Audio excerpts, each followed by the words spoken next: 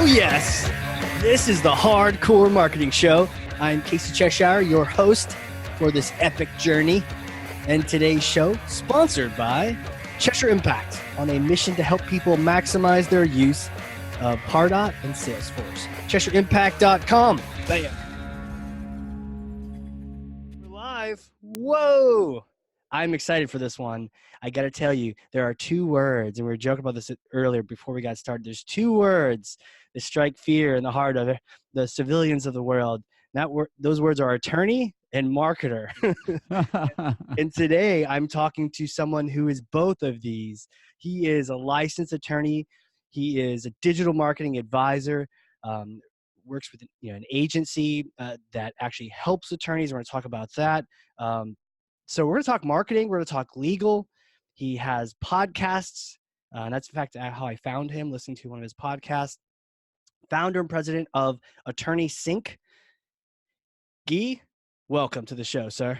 Casey, thank you, sir. I'm so excited to be here. And what a great introduction. Yeah, it is so funny to think about, but maybe we'll talk about this a little bit later, but I never grew up thinking I was going to be an SEO or an attorney, and yet here I am. And so everybody's like, oh, gross. Double gross. Double gross. But at the same time, that's probably why the majority of the people are listening, because we're going to clickbait the hell out of this title. Something crazy. But this is a great opportunity, right? Because not only do you understand law, but you also understand the context of marketing. And this is huge. There's a lot of people that understand one of the two, but the crossover is fantastic. And so that's really the theme for today, is that marketing plus law plus legal, how that combines, and then how to walk that tightrope or whatever it might be to just really have effective marketing. And so we're gonna throw all sorts of questions at you. I'd even ask my team ahead of time some questions, and we'll try to get to as many of those as we can as well. Can't wait. Hit me, bring it. All right. Cross-examination here. Yes. I want the truth. I'll try to. You can't. I don't know if you can handle it. Can everybody handle the truth? They don't want the truth. Probably can't handle the truth. But here you go. I'm going to pass this to you. This is Thor's hammer. Okay. Go ahead and grab that. Oh, yeah, it's heavy, but you got that. Go ahead, smash for me some kind of marketing myth, some bogus marketing strategy that you're hearing out there, maybe as it pertains to the legal world as well.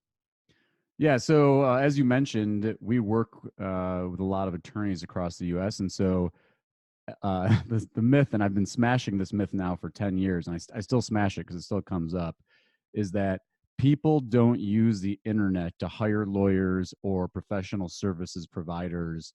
I still hear that. I still hear lawyers. I still hear doctors say my patients, my clients don't use the internet to hire lawyers or their whatever field they're in. And I'm smashing it. It's happening. They do use the internet. They do. Everyone uses the internet. Right. Well, see, I'm on a marketing show where it's hardcore marketing and we've got a sophisticated audience. I say that and people are like, well, that's not a myth. Everybody knows that. But I'm telling you, it's a myth out there that people do hold still.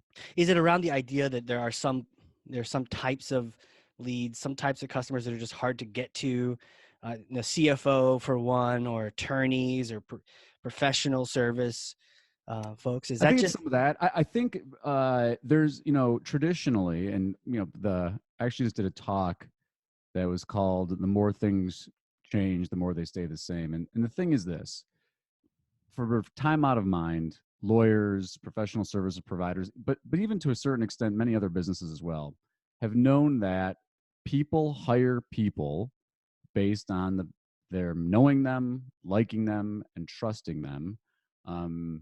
And that's still true to a certain extent. And we'll talk about that when we're talking about towing the line between legal and marketing and the intersection there. But right. The point here is that you still have to build that trust. We just have now these tools online to be able to create, nurture, and solidify professional relationships. Right. So I think it's hard for people to embrace this. And again, I think I always keep trying to remind everybody is this internet thing's not that old in the grand scheme of things.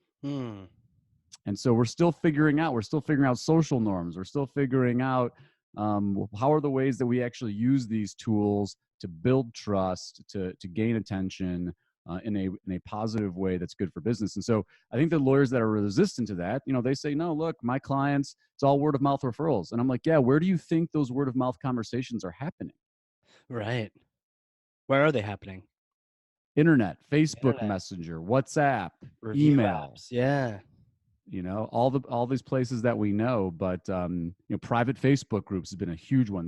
There's communities that have organically sprouted up of lawyers that refer to one another, and and share tips and tactics and tell stories and all the things that we've done in the past. They're like the historical listserv, but now they're doing it in a private Facebook group, LinkedIn group. And these organic communities, like, that's where the magic's happening from a networking, professional development, relationship standpoint. And so, yes, the thing I always pull up, I pull screenshots of this all the time. I blur out the names, protect the privacy of the people, but Protect the innocent.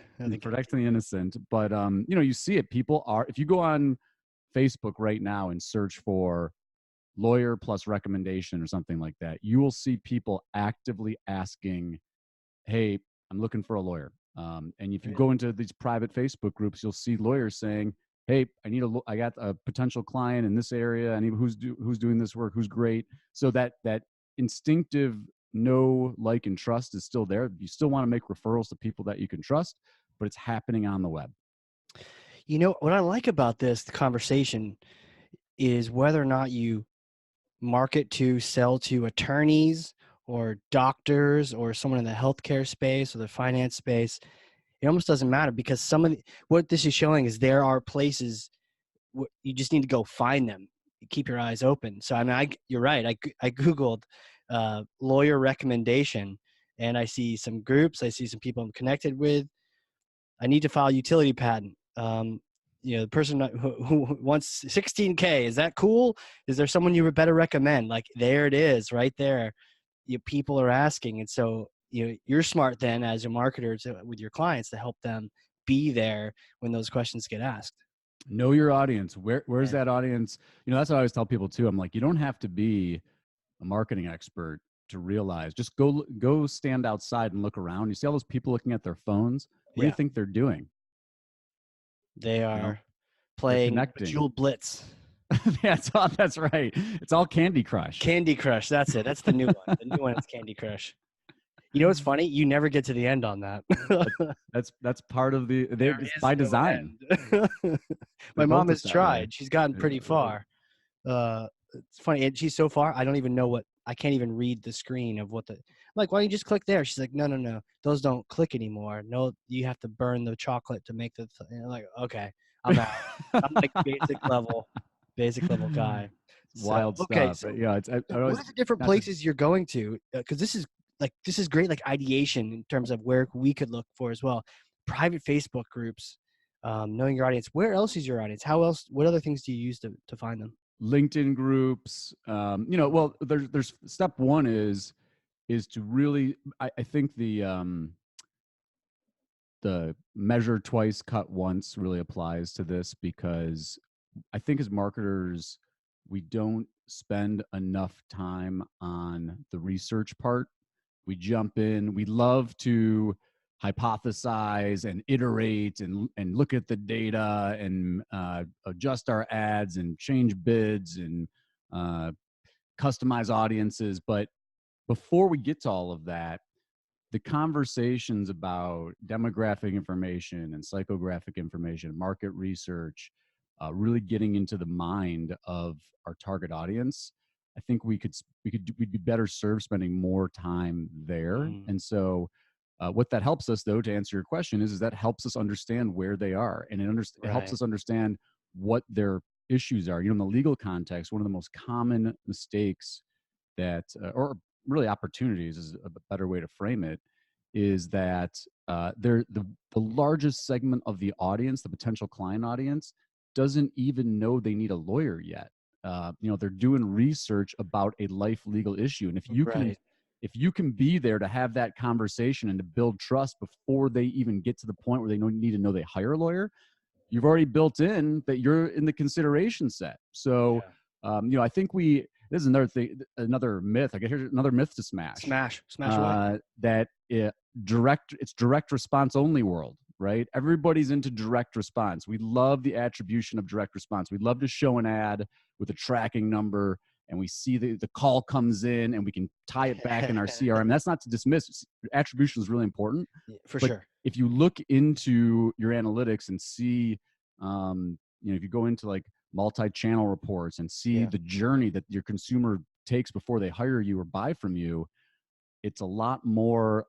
It's not just the straight funnel anymore. They're all over the place. Whether you call it micro moments. I think I was at. Have you ever been to MozCon?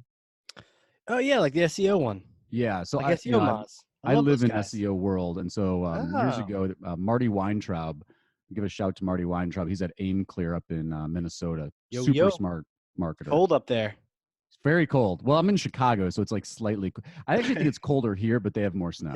Man, I froze my took us off at the Super Bowl a couple years ago. It gets pretty. Well, you got to come to Chicago in February. Yeah, We'll take a walk along the lake, and you'll be like, not too many conferences there that time of year, huh? No, not well. That's the thing. Now, the hotels are cheap. True. But one of the things that Marty really said that resonated with me is that it's not a marketing funnel anymore. It's more like a marketing bong, because everything, the consumer journeys are just all over the map. It's a touch on Facebook, it's a message, it's an email, and so it's not just this idea of direct response and that it's just show an ad, get a response.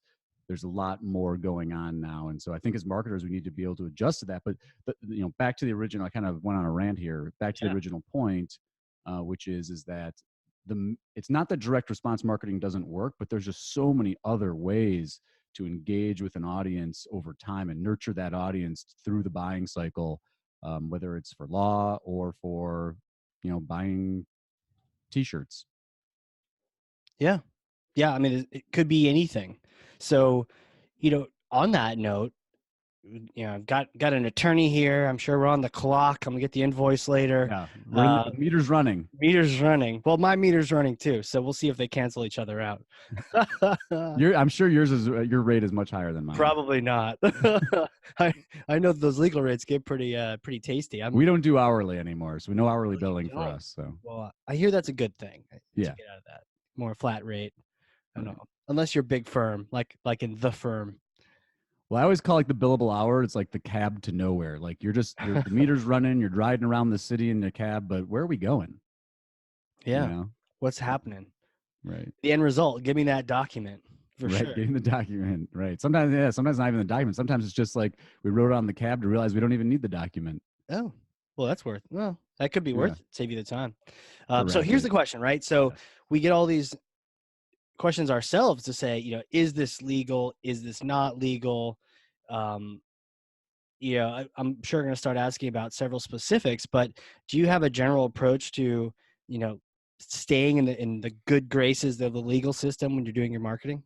Right. So, as I talked about in the pre-show, disclaimer here, while I am a licensed attorney, I am certainly not a GDPR or FTC regulation expert. And so if you have specific questions, you should consult an experienced attorney with knowledge of those laws. But I'll say this is kind of a that was good, by the way. I really like that. That was a good.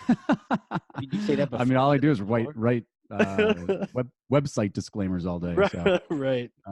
But seriously, if you're walking the line on what's legal, I got some news for you. It tends to be less effective, right? So, hey, do you want to be the firm that is increasing your risk of violating one of whether it's CanSpam or GDPR, and is that the reputation you want to have in the marketplace? And guess what? Maybe it works once, maybe it works twice, maybe it works for a year. We talk about this with sketchy SEO tactics too, but sure. Maybe you get away with it for a while. But do you want to build your business on that? Are you building trust? Are people going to long-term refer to you? So the other thing too is this: it's a flash in the pan. The one that comes up all the time, and I think this is think we're getting better at understanding the effectiveness of this. But, think about email list buying. You buy these lists, even if you do it legally, like how great does list buying really work Right. for certain contexts? I don't know. What do you think? Maybe you disagree. You like list buying?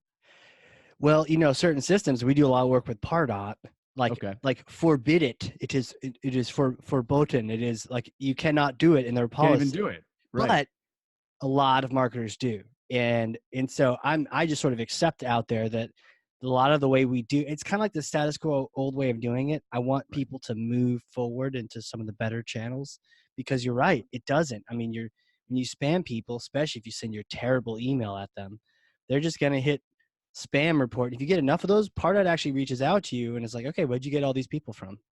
Right. And your ISP might Sure. actually throttle the deliverability of your email. So if Oh, you're sending 100%. it on your own servers, your regular emails are going to stop going out. I love that point though. If it's like, if you have to ask if the marketing is legal or not, if you're that close to it, then you're probably getting more and more ineffective.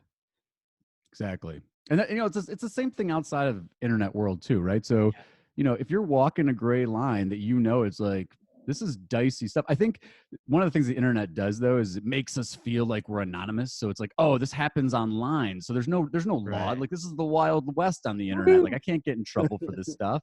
And it's not true. It's funny. The laws actually work online too.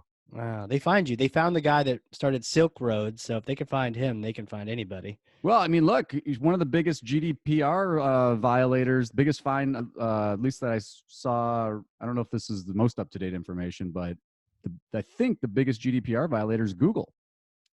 Really? They're the number one fine. So the point is that some of the, and I don't want to get into the philosophical arguments about. No, you're right. I looked it up. 57 million. They got fined. The French data protection watchdog fined Google 57 million, which is for Google's a rounding error, but still. Right. So, it doesn't have much teeth, but the point being that, if they can get Google, they're going to get you. Maybe Oh, wow, maybe you that's think you're true. going to fly under the radar, but we can get into specifics of GDPR. I mean, the simple solution to a lot of this stuff, and you Yeah. already alluded to it with the email stuff, get consent, keep record of consent. If you get a data breach, report it. Those are the two biggies that I think about in GDPR. And again, there's more to it than that. And people talk about, well, do I need a chief data officer? And if you're a bigger company and you're managing a lot of personally identifiable information, like, yeah, you should probably be investing in that. If you're, a one-person shop who's doing some personal branding or informational product or e-commerce, like, Right. yeah, you got to do your due diligence to make sure that you got security measures in place so you're protecting against breaches. But again, the big thing here is like, go to your website and put a GDPR opt-in box. WordPress has got millions of plugins that you can use if you use WordPress. Very cool. Get the consent. Once you got the consent, then it's a different ballgame. If you don't have the consent, then don't process their data. Oh, I just thought of another myth, common GDPR myth. Yeah. Let's talk GDPR. That's Let's good. smash it. Yeah. GDPR only applies to you if you're in the European Union. False. So if you process data, if you're a US business and you process data of a European Union resident, you are subject to GDPR. Well, we should probably take a step back too, because I'm going to nerd out some more on Yeah. everyone listening about GDPR, because I think a lot of people have asked these questions. But could you just describe what GDPR is for people who are like, Casey, what the hell are you talking about right now? It's because it's important. People know about it, and if you miss that memo, it's out here. So what's your take? The compliance date was May of 2018, so you're behind the 8 ball. Wouldn't be the first time for a lot of us, but still. So maybe just describe what it is and any kind of background. Sure. So I'm going to use my nerd voice. Maybe I'll use my Professor Frank. The General Data Protection Regulation, also known as GDPR, Flavin, is it's an EU law that basically tries to protect consumer data. So, I think that emails is a no-brainer, but they're really looking at like credit cards, social security information. But it's very broad. It's any personally identifiable information. So arguably, Google Analytics, if you're collecting certain forms of data through Google Analytics, forms that are coming through your site, CRM data, that stuff can be covered. And, essentially, one, the idea is get people's consent to process their data. So once you have the consent, you're in the clear, and that consent can be a disclaimer on your website with a checkbox, and then you check that off, you're good. Similar to email opt-in kind of checkbox. Right.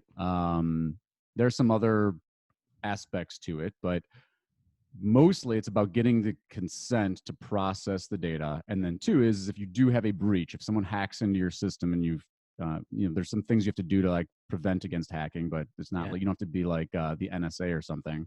But if you do get hacked, steps. report it. So tell people what's happening with their data when it's hacked. And then there are a couple other instances, but those are the big ones. I mean, the big solution here for most people is get the consent.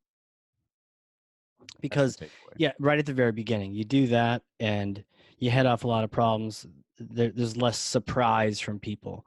Now, just real quick, and I don't know if this is too nitty gritty, and we can always, refer to people later, but the idea of, do you need date and time stamps for these kind of things when you get consent? I mean, obviously we're not the Google of the world and we have some technology. Are these kind of things important, or is it just, is this minutia? The date and time stamp specifically, that's an interesting question. Again, I'm not an expert. This needs to be researched by an actual GDPR lawyer. But I would say this: I think that number one, the burden, if you implement something like a WordPress plugin, it's going to, most of them, and you could probably look this up in the terms of the plugin, but it's probably capturing the date and timestamp automatically. So if the question is, do you need to have a field that says enter date and time? Like, no. But I would say this: I think the burden to collect the date and time is very low, and so checkbox that collects the visitor information and the date and time. I mean, that's kind of like in there. So like, I guess my follow-up question would be like, why are you not collecting the date and time stamp? Right. Like if it's automatically, like if it's Pardot or WordPress thing, it's it's going to log the transaction day at least there. So maybe I'm just too dumb to understand what the real. No, I mean that makes sense. But it sounds like there's a low ask for that. Yeah, I think it's a low ask, and I'm trying to think of like, well, if you have consent to process the data, does it matter when you do it? I would say this. So here's an interesting. Now we're going to get legal here. So if let's say you get their consent, but you process their data before the consent, and you can't prove when. I don't even know who the burden would be on there, but that's an argument for having the timestamp, and the date stamp is to say, no, look, we have your consent from this day because we don't have to you don't have to re-consent unless you, I guess, give them notification that you want to revoke your consent. Right. So in that context, date and time stamp would matter so that you can prove when you got it. So if you're comparing that to when you're processing the information, you can say, I've got the consent beforehand. Yeah, right. And if to our point, I mean, this is actually kind of a cool. It's like a little tiny question, but it opens up the worms of, did you have the data ahead of time? Did you play with it? Did you use it before you had consent? And ideally, if you're just meeting someone the first time and then you get consent, and you get consent while you get their information, best case. And so I guess I think just to really drive it home for people that are like concerned about this stuff, get the date and timestamp, because you need to know when consent was given, and then you need to be able to track against if someone revokes consent, and so date and time matter for that. Got it. Yes, there we go. Straight answer from a lawyer who usually says it depends.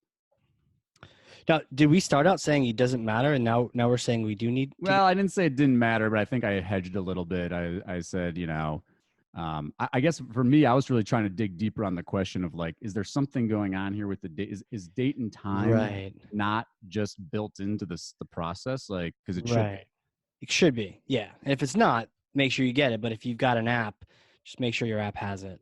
Right. And captures it. That makes sense.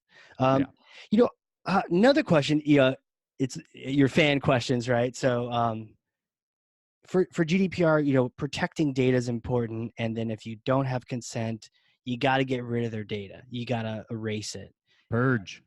Yeah, you got to right purge. You have to, yeah. And the whole idea of like demonstrating that you deleted it or demonstrating that you removed it. Any take on that or experience with that?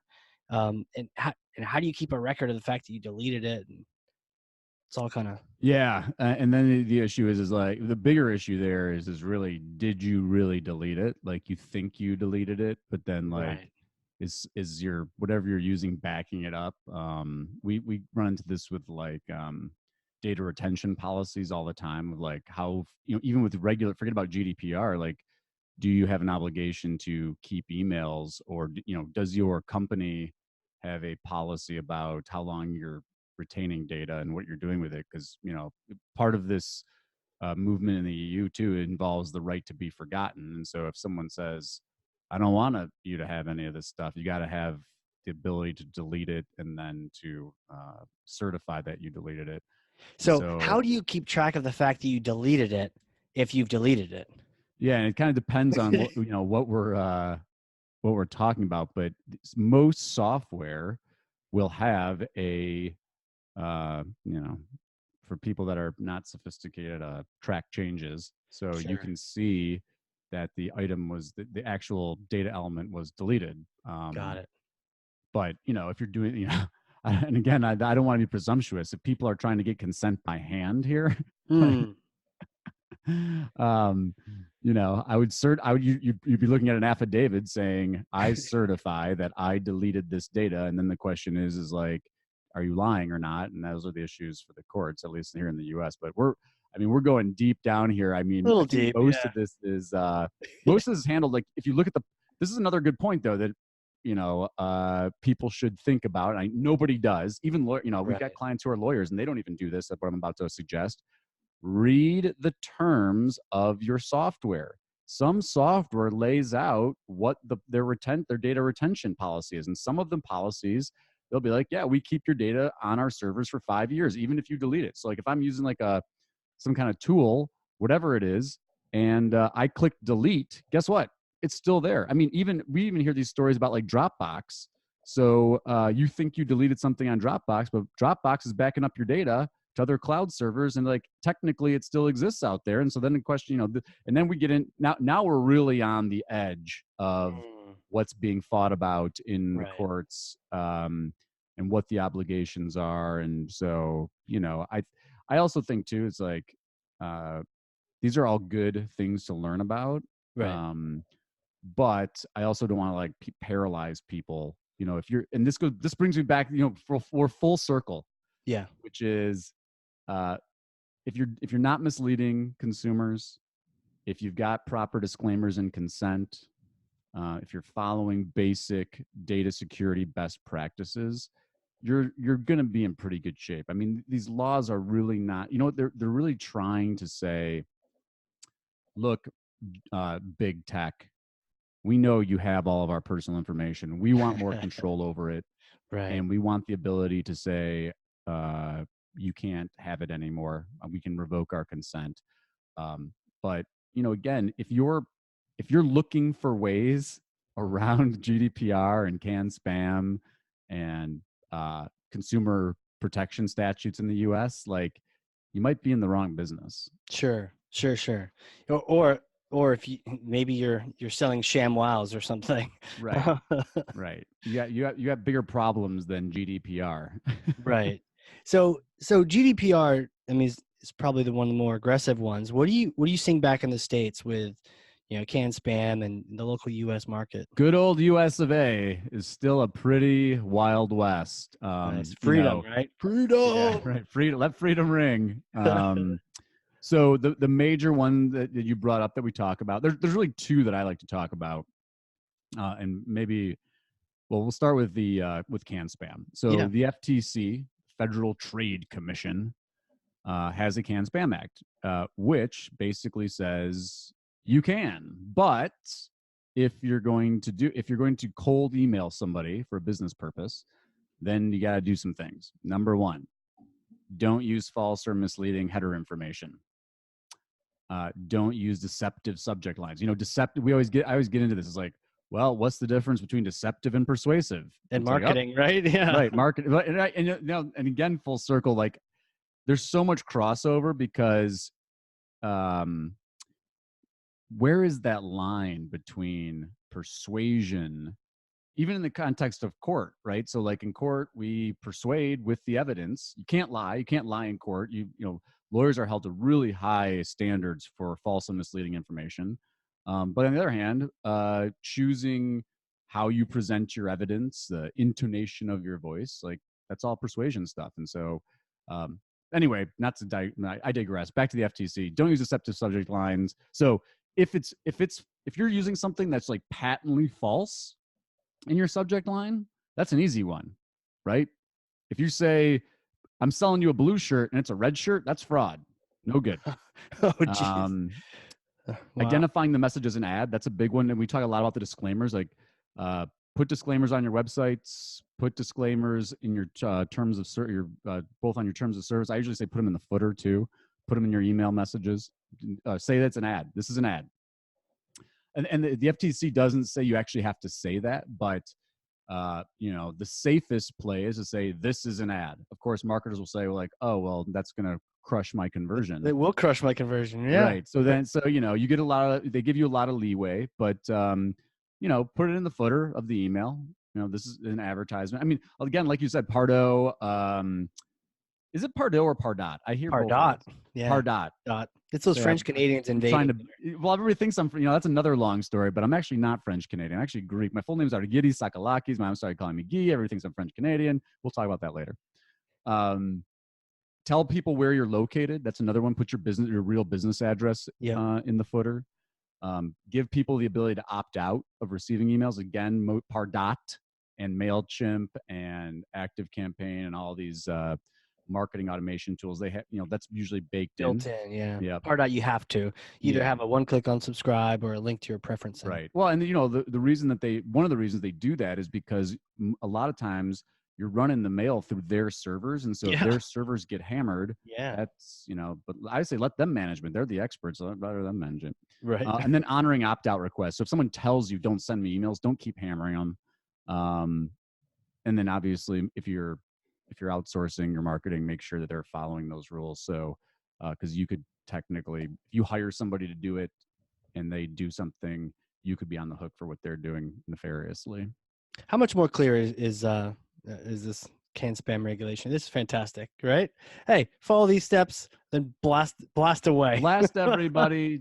Let's really tell them who you are, give them a chance to opt out. And again, all of this is with the caveat that what works a lot better is earning people's attention, getting opt-in, right? Not spamming people, right? Not spamming. I mean, I also, though, just for the record, because people are going to be like, oh, this is all like warm fuzzy inbound stuff. Outbound marketing and outbound sales still works. I mean, people hate to hear that. I've been doing marketing since 2007. Mm-hmm. And I jumped on the inbound train. I love HubSpot. I love Moz. I love inbound marketing. I love content marketing. But I will tell you that I've seen example after example of cold outbound sales. It still works. It's just way less efficient. Oh, yeah. Oh, for sure. I mean, dialing for dollars is, it's a grind for sure. But you're right. I mean, groups like HubSpot would have you think that just sit there and let the inbound flow and just wait for it to happen. Well, and we always get into this conversation too, because it's like inbound, amazing. It's great. Yeah. You've got they've given you permission for their attention. They want what you're putting out into the world. It's great. But we even talk about this with in the context of selling like B2B. You have a lot less control of who you're targeting on inbound, because I can try to craft my message very specifically for a very specific buyer persona segment of the market, but who signs up for that is really out of my control, right? So I always joke around because it's like, who's on my inbound marketing list? All of my competitors, right? They want to see what I'm doing. Whereas on outbound, So I know true. exactly who I'm targeting. Right. So, it's do both, right? I think do both, follow the rules, do both. Both can be effective. And, you've got to kind of prioritize where your marketing time and dollars go. But I have to say that because I feel like this wave of like, here's another myth. Let's smash a myth. Smash. Outbound sales is dead. It's not. Not Still dead. works. It's a lot less efficient than inbound, but you can make a deal with outbound. Yeah. Yeah. I mean, it's not, you just got to be able to pick your battles, whichever sources and channels you want to go after. Right. Sometimes, in the low season or people aren't clicking a lot, maybe you dial some numbers. I think that's Yeah. where ABM is really sort of resurfaced. I mean, we've all kind of been targeting accounts for a while. Hopefully we have. And then now there's a name for it, but just going after our best customer Yep. instead of trying to go after everyone and to get all the riffraff in and your competitors are clicking your AdWords. No, instead you're actually going after specific accounts that you want to talk to. Exactly. I think it's also the line in some it's at the ends of the spectrum. It's really easy, right? So there's cold. I send you a message. That's obvious. And then there's pure 100% pure inbound marketing where it's like double opt in and they know your brand. It's great. They follow you. They love you. But then there's like this middle area, right? Because it's like custom audiences on Facebook. So like obviously it depends on how you built your list or like retargeting. I'm like, is that inbound or outbound? Because you earned their attention. They clicked on like retargeting context. They came to your site, but then you show them an ad on the New York Times. Is that inbound or outbound? Right. It gets confusing to your point. It's like that relationship as opposed to a linear process. Right. So I'd love to transition a bit because I know I've harassed you a little bit about email because that's what we do a lot of. SEO, like it's a fascinating topic, and I love it because it spanks the people that are doing decades old practices because those no longer work and you probably get penalized for it. What, like 2019, what's your take on SEO? How do we make it work?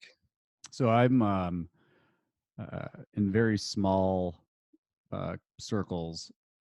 I've coined this tag of meh links, MEH links, because look, one, I think you alluded to, there's a lot of I don't know if is there anything that's more filled with BS than SEO? Is there more? Is SEO not?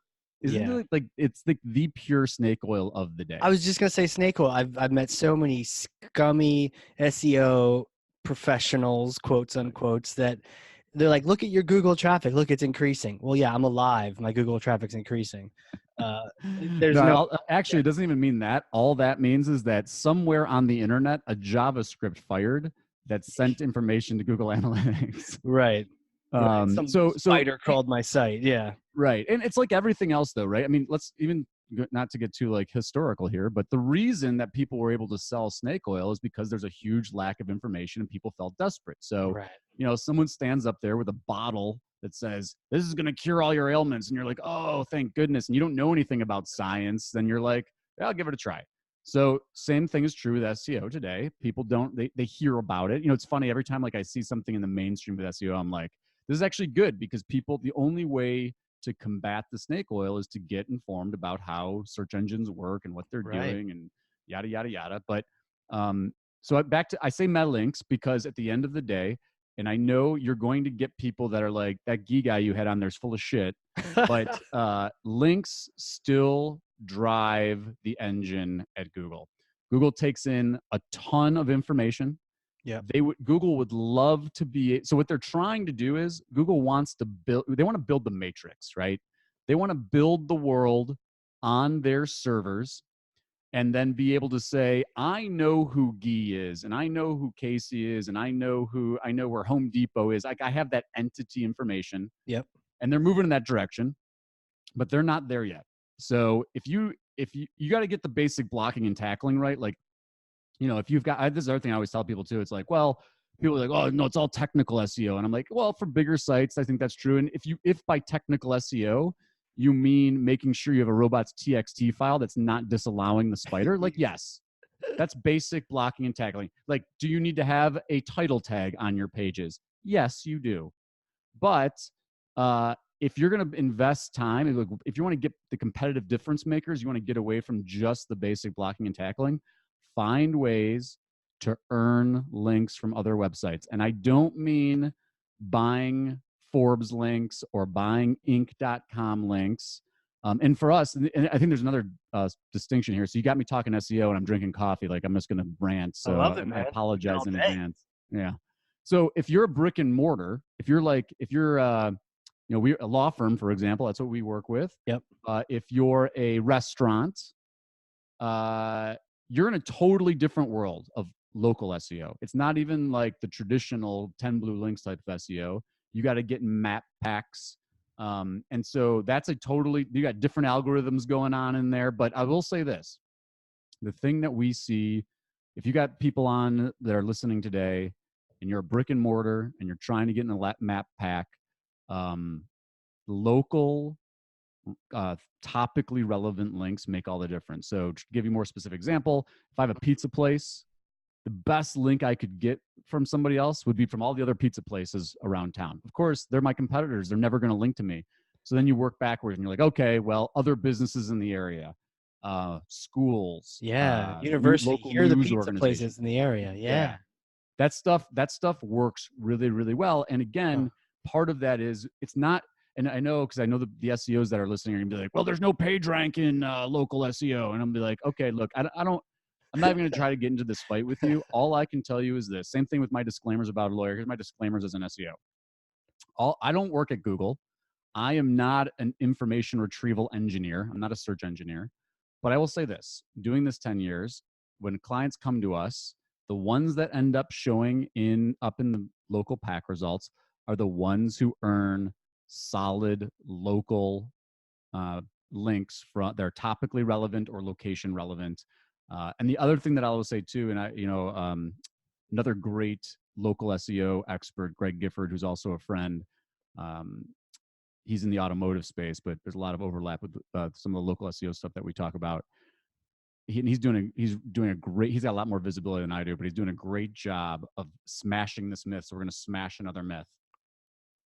Domain authority is not a good indicator of link quality in the local SEO universe. So domain authority is Moz's proxy metric for trying to measure, essentially, I would say essentially it's PageRank, but it's Moz's number to measure the quality of a domain. Everybody's talking about, if you get all these spam emails, it's like, oh, give me a DA75 link. Forget all that nonsense. Local, location relevant, topically relevant. Don't worry about domain authority. I mean, look, your local high school around town, go look at the domain authority of your local high school. It's low, 25, 30. That's one of the best links you can get. You know what?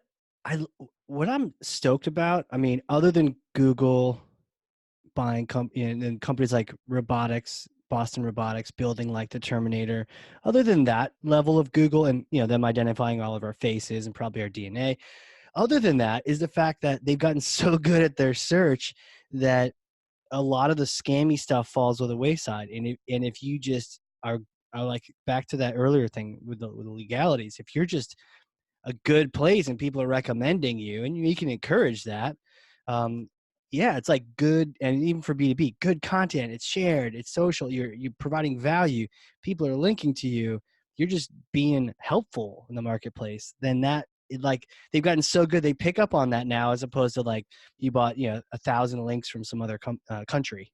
Yeah, they're getting better. I will say, unfortunately, like, we're moving in the right direction. Yeah. The other thing I always say is like, Google's web spam PR team is actually better than the actual engineering team, because they would have you believe that spam doesn't work at all, like link spam doesn't work. And depending on the context, I still see it working all the time. But again, like, to your point, and the same thing we talk about in the legal context, like, do you want to build your business off of that? Like, I say to lawyers all the time, like, how let's say I don't know, we'll say I always ask them, how long do you want to practice law? Like, do you want to run a business here for the long term, or are you trying to just this year, right? Yeah. Because if you want just this year, we will go crazy building you links. We'll spam the hell out of it, and we might get you some results in the short term. But guess what? You're going to get caught. You're going to get a manual action. You're going to get de-indexed, and so there. You want to start over next year, right? And of course, most of them are like, no. But it's also Right. funny too, because my lawyer friends will be like, oh well, these marketers are such scumbags, and I'm like, you'd be shocked how many lawyers come to me and ask. Wait, a lawyer said that? Oh, right. Well, you should. I'm telling you, these lawyers come to me asking me, hey man, what kind of black hat do you do? Like, what kind of black hat SEO can you do for us? And I'm like, dude, no. Well, I'm like, here's what we could do, but I'm telling you, in the long term, you're gonna burn your brand down. Right. And lawyers have their own. Every state has, like, you think the FTC and GDPR and CanSpam are problematic? Go read the Rules of Professional Conduct for Lawyers. Like, much higher standard against false and misleading information. And so a lot of these black hat SEO things probably violate rules of professional conduct standards. So Right. I'm always like, look, don't you want to build a business here? Like, if you want to go rent something, go pay for ads. But if you want to build something here, like, the other analogy I always use is like SEO. It's like investing in your real estate, right? Like, Yeah. you're putting in investments now to build the foundation, so something that's going to pay you back over the long term. True. You want to rent? Go run ads. Yeah. Yeah. I've seen that with some of our good content in the past. We show up for Pardot for things that we wrote a long time ago, just putting in that work, being helpful to people. Right. Hey, were those attorneys asking for the black hat stuff? Were those defense attorneys? Not necessarily. Not necessarily. All sorts, all walks of life. Divorce That's the attorneys? thing. When I was a much younger person, I was like, Mom, I was like, lawyers, like, they just get such a bad reputation. Like, do I want to go into this? And she's like, here's the thing. Every industry has bad people in it. So it's True. not you can't just paint with a broad brush. There are great there are some of the best people I've ever met are lawyers. Some of the best people I've ever met are SEOs.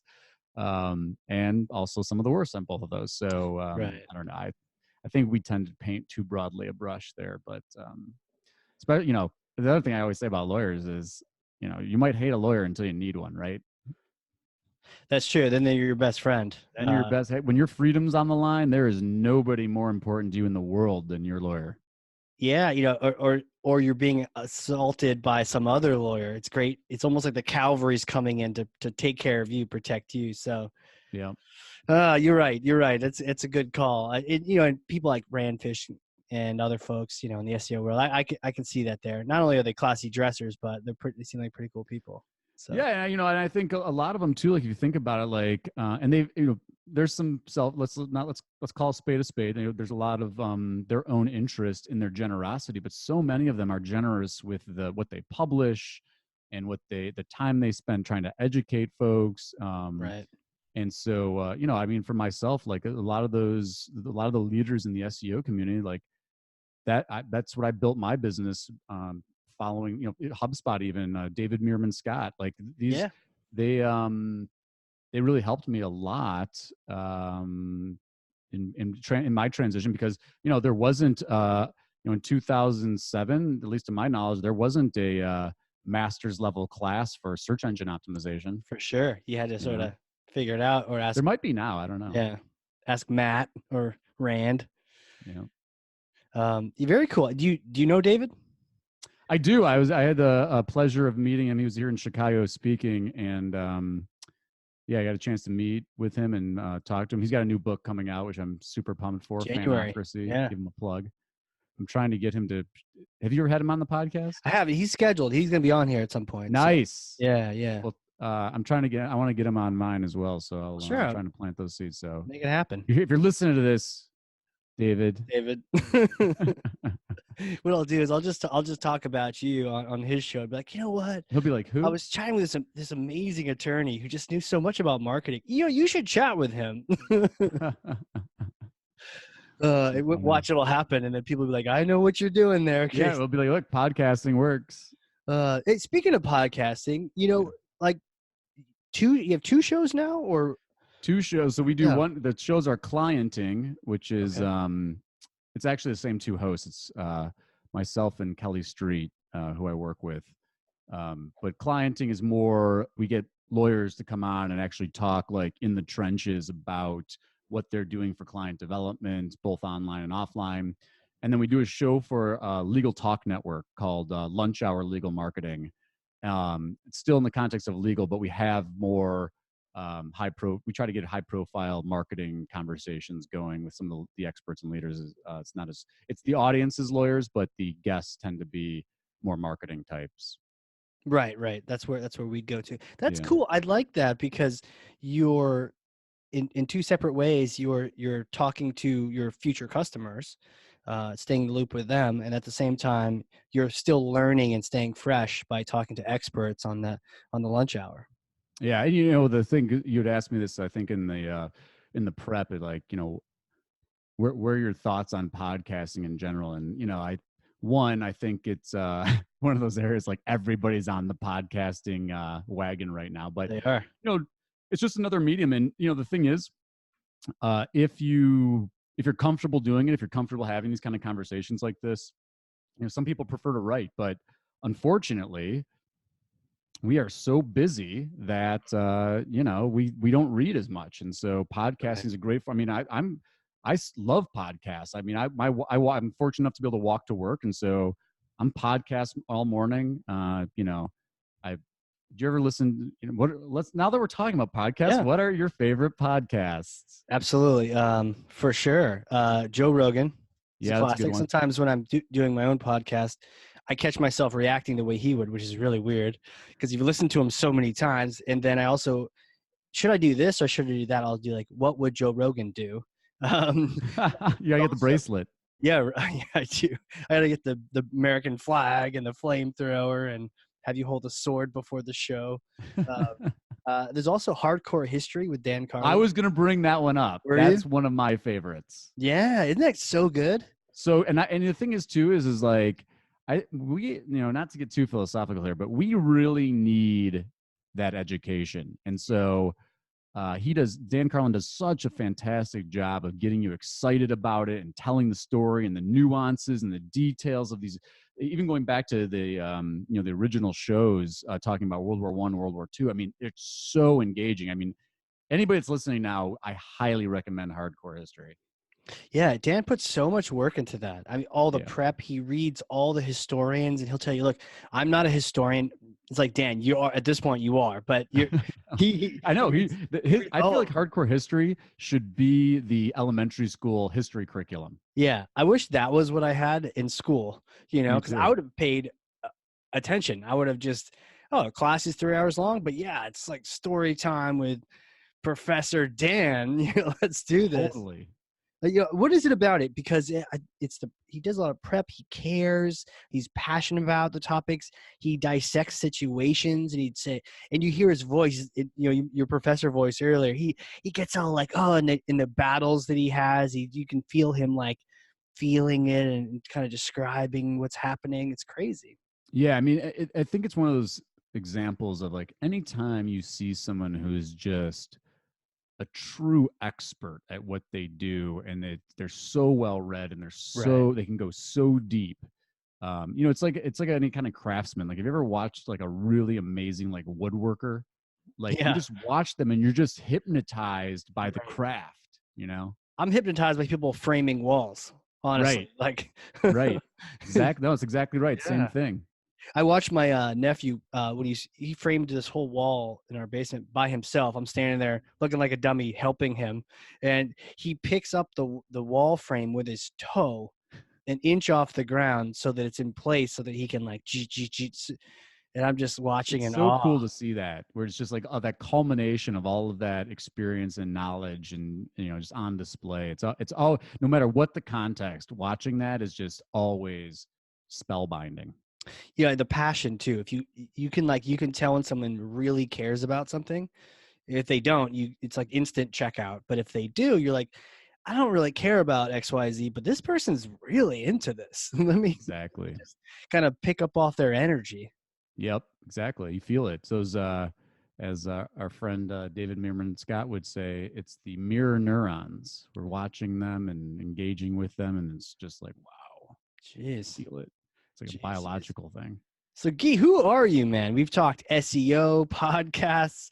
We've talked legalities. You let me beat you up with some GDPR questions. Like, who are you? Where'd you come from? Take us back to like little Gyi days. Yeah. So I grew up outside Detroit Okay. and went to the University of Michigan. Go Blue! And then went to law school at Wayne State in Detroit. Practiced. At that stage, I wanted to be a trial lawyer. I did that for a couple of years, and there's some days I still miss it, but opportunity presented itself with one of my really close friends from college, and so we started the attorney business back in 2008. Full service. We moved to Chicago, did websites. So I'll Wait, do the this is before school or this after school? This is after school. Yeah, Like, after I'd actually know been you a wanted lawyer to be for a like lawyer? 2 years, and so the story that I tell is that this is 2005, 2006. So the internet's Yeah. not brand new, but Facebook's pretty new, and so I was out there as a young lawyer trying to figure out like how do we use the internet to drive business, and so Right. there's a lot of there were lead gen sites and some of these directory sites back then, Yep. and as I said at the start of the show, a lot of the conversations I had with our lawyers were, oh well, people aren't going to use the internet to hire lawyers like that, and I was like, agree to disagree. And so we built a business around that, and then my brother, who is a paid media management like genius, but he'd been working at big agencies for forever, and so we Right. finally persuaded him to join us, and so we started another business that's outside of legal, but it's mostly paid media management. We've got clients in financial services, higher education, medical supplies, and a couple other verticals. But so that we've been doing that. That's probably like a 5-year-old business. But I know aspirations as a young person to get into internet marketing or really marketing in general. I think I always kind of had an entrepreneurial itch. I like I gotta stay engaged. Like I gotta be solving problems like all the time, solve new problems. And that's one thing that's if for folks that are listening, I'm sure resonates with them. Like there's always something new to try, a lot of Yep. a lot of experimentation, a lot of new problems, new technology all the time. That's an exciting place to be. Did you always know you wanted to do that though? Like, No. do you remember when it sort of like the idea, like maybe I'll become a lawyer? Yeah. When I first started at Michigan, so this is 1997. I really thought I was going to go into computer science. I liked computers. I liked some Nice. aspects of like coding. I liked, Sure. but it was a much different world back then. And so, when I started to see what the future looked like as a coder in 1997, Yep. I was like, I don't know. This doesn't seem like my cup of tea. And so I was like, all right, I got to pick Pretty a raw back new. then. Yeah, it's like C, and Yeah. I remember C my plus plus. sophomore year was the first year that Java came out, Yeah. so it's like pre-Java.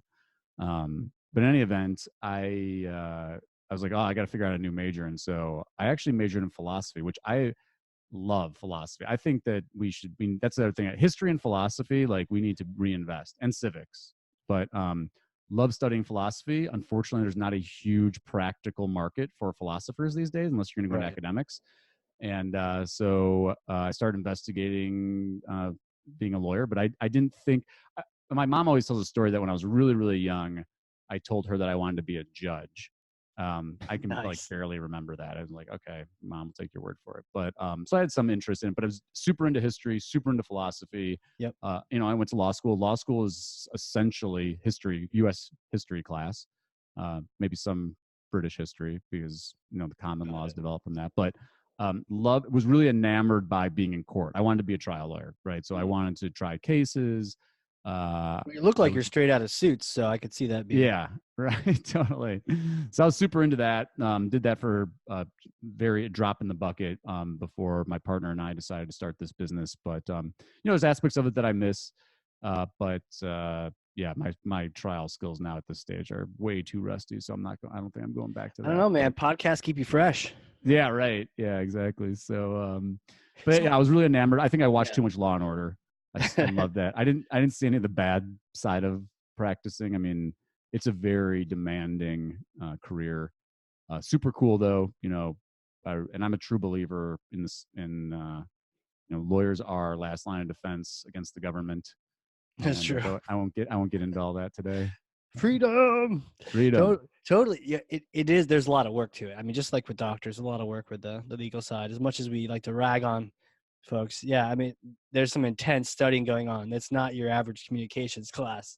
Yeah, no, and I enjoyed law school. I mean, I loved reading the cases, and I loved like trial advocacy classes, like my favorite class. Like being in court, Cool. like I was like totally hooked.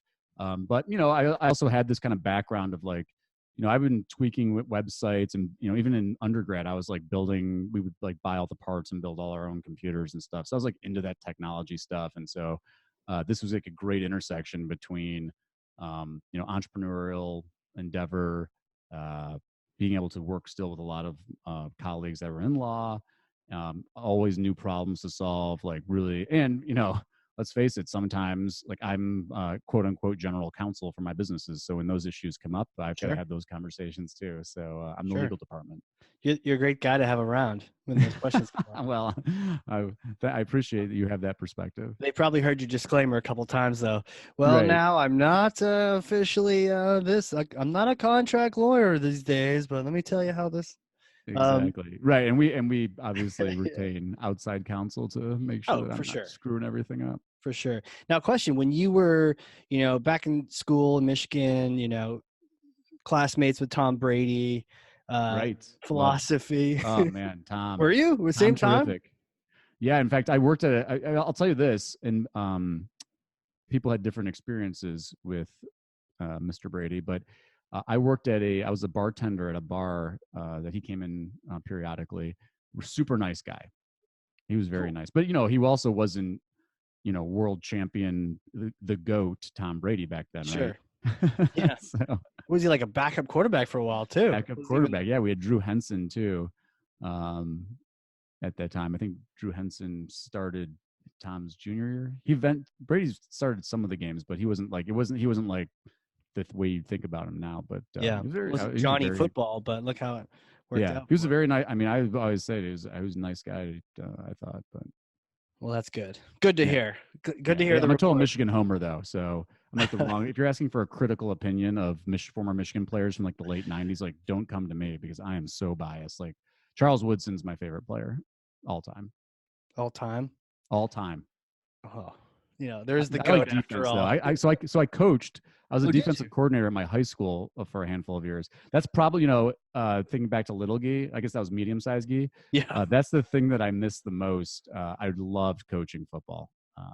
And it's been moving to Chicago. I tried to do it a season. It's just too hard and different in the city. But defense, man, I love defense. It really is fascinating. What one of the things I did was I was trying to play Madden, right? And have you played Madden? It's I probably have. like a dumb question. So, has your coaching and your experience with football helped you play Madden better? Yeah, it actually it has. It helps me. I think now like the Madden players now that are good, like they all know all this stuff, but Yeah. you do look at the game differently when you coach. So Right. like scheme selection, I think a lot of these professional Madden players, like this is all second nature to them. But like Right. I even noticed what I really noticed, two things I really noticed after coaching. One is that pros have terrible fundamentals. They just get Really? away with it because they're so talented. So like, so I was a D coordinator, but I position coached linebackers and defensive line. Okay. And so like you watch D line, like if you ever get your hands on the tight shot, which is like the end zone cam of Okay. the a professional football game, you'll see defensive linemen doing stuff that are like it's just so unorthodox. And part of that is that they're so good that they know the rules and they can break the rules, but like so many times you're just like, oh, that is just fundamentally so unsound, but it doesn't matter because they're just so fast and so talented. But that was one thing that really struck me after coaching, after watching games, is like I watched games so differently. Like I'm watching like interior line play where I would like never watch that when I was just like a regular fan. Right. You know, I realized this, and my brother's pretty good at Madden, and so I was like, I need an edge. Like I played soccer, I didn't play football, so I when I look at the defense or the offense, I have no idea what they're doing, and so the idea of like a cover, I would be like, ooh, let's cover a lot of people or let's just blitz. Like it was kind of like backyard football. So I was looking for books to try to learn more about it. And the challenge was that it was like, um, there's the easy one where it's like a touchdown is 6 points with it. I was like, okay, I got that. And then there's the extreme stuff where you can't even read it. It's like Greek, which probably Right. you'd be reading. But I found Ha. this book called Take Your Eye Off the Ball. And it was like a workbook, and even the idea, take your eye off of it, it's not the ball necessarily, it's everything that's going on around it. And I was able to use that to pick up, oh, okay, I see what's going on here. Is this a man, is this zone? It's interesting that you can use that real life strategy and then kind of emulate that into a game. So I can only imagine what it's like to control real people, or not control, but like try to direct real people and coach them into being successful. Yeah, I mean, honestly, like that's the thing too. Is like my mom, when I was growing up, she was not a football fan at all. Like, so I started out playing soccer. I was actually good enough to. I played travel team soccer for Oh, years sick. before Yeah. I played football. But I fell in love with football, and that was it. But my mom was always like, I don't understand. I don't understand this game. Like, I don't understand why you like it so much. And I was like, it's like, to me, it's like chess. I mean, there is so much going. There are so many nuances to the game, and I think that's true of like most team sports. Right.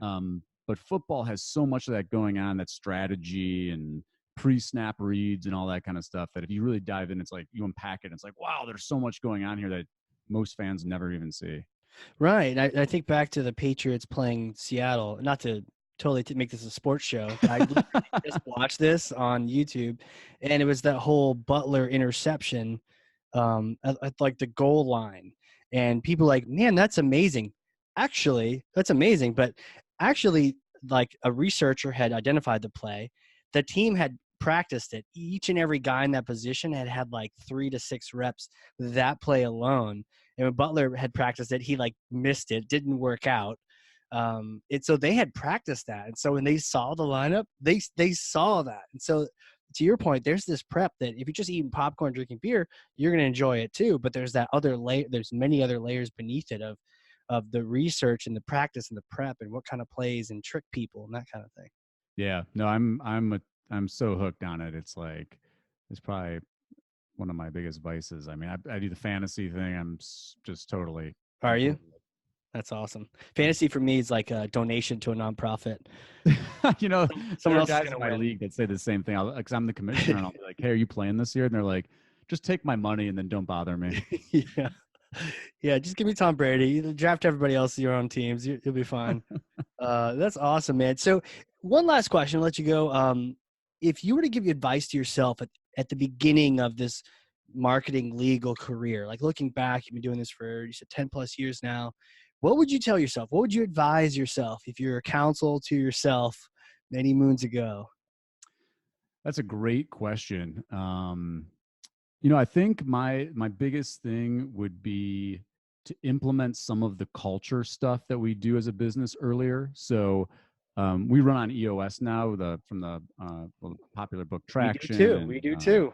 That's a whole yeah, nother topic right there. But yeah. yeah. So focusing on that earlier, like that really was like we've only been doing it for like a year and a half, and it's just been a game changer for us. Wow. I'm a big fan of there's a book called The Culture Blueprint. It's one of the former, I can't remember his specific role, but he helped build not the most recent iteration, but an iteration or two before at Zappos. Just talking mission, vision, values, hiring for people in the right fit. I think when you're starting a business, so talking back to myself back then, I'm so focused on the work, but culture happens whether you do it intentionally or not. And so if you're not focused on it, it can grow unhealthy and toxic. And so I think that's the biggest thing that I've learned in the last few years. That's just, we really made it a priority, and it really makes all the difference in the world. That's awesome. It's kind of full circle back to it's what really matters is that it's like that core foundation for you. Yeah. Yeah. I mean, Fantastic.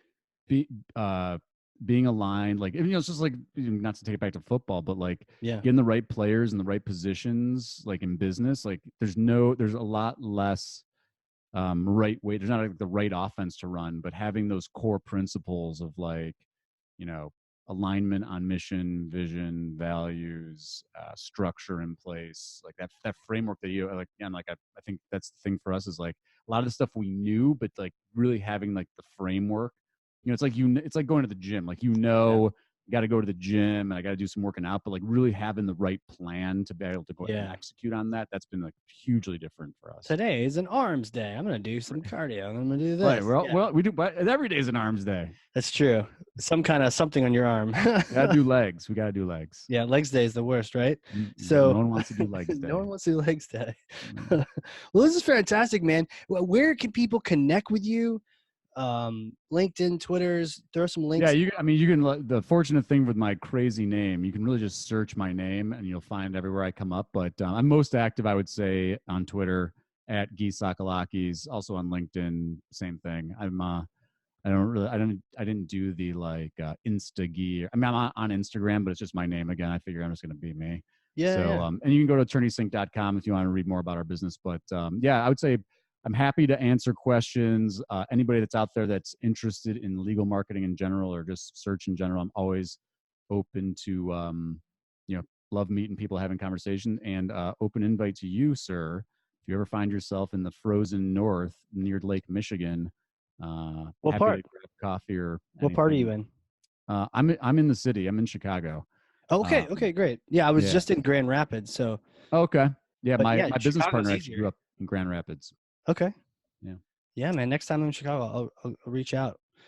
We'll talk some more football, some more EOS. It'll be fun. Yeah. Well, did I notice that you're in the same EO Facebook group that I'm in? Are we in the same group? I think so. I think you're you EO as responded well. to something. Oh, geez, that's awesome. That's awesome. Small world. So, but hey, thank you so much for having me. This was a lot of fun. Really enjoyed talking to you today. So thank you. Yeah. No, actually, thank you for being here. I've learned a lot. I know my team's going to learn a lot from this, and then everyone that's listening as well. It's almost like skimming the surface on the legal side, but I love that we're saying like, look, just, you don't need to push those boundaries. Just think about good marketing and taking care of your prospects. So thanks again. The right thing. And then for everyone out there listening, if you learned something, and I know you did because I literally have notes over here, pages of notes, then share this with someone. Get it out in their hands. Be a thought leader for someone else by just sharing even a tidbit, a quote, one of the approaches to SEO, to podcast or football, and be someone else's hero. So thanks again, Gyi. I appreciate it, man. Thank you, KZ. Have a great day and keep up the great work. Will do. And for everyone else out there, this has been the Hardcore Marketing Show. See y'all next time.